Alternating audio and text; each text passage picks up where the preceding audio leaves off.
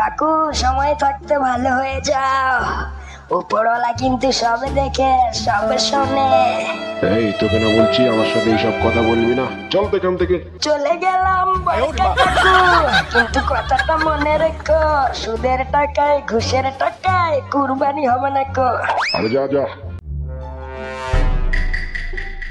টুং two two ডুং টুং two two ডুং বড়কা কাকু টুং টু টু টুং টুং টু টু টুং বড়কা কাকু। এ বাড়া চলে এসেছে রে। মালটাকে একটু খেপাতে হবে আজকে। বলি ও বড়কা কাকু, যাচ্ছ কোথায় গো? একটু শোনো না এদিকে।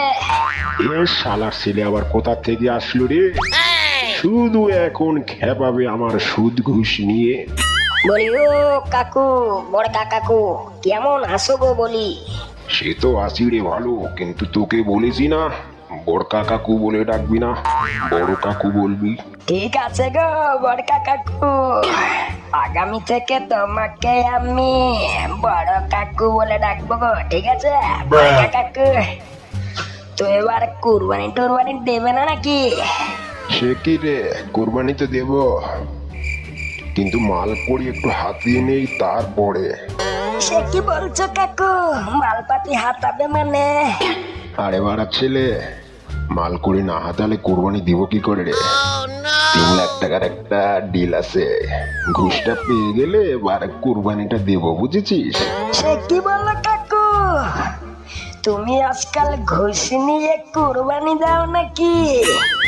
আরে ছেলে সবাই তো জানে আমি হালাল টাকা দিয়ে কুরবানি দেই, কেউ কি আর জানে নাকি আমি সুদে নিয়ে কুরবানি দেই? সুদ না খেলে বড় বড় কিভাবে কুরবানি দিব গো? আরে কাকু এইসব কি কথা বলছো তুমি? কাকু সময় থাকতে ভালো হয়ে যাও, উপরওয়ালা কিন্তু সবে দেখে সবে শোনে।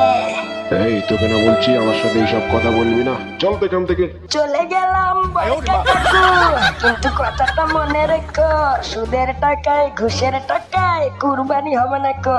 আরে যা যা, সেটা আমার ব্যাপার।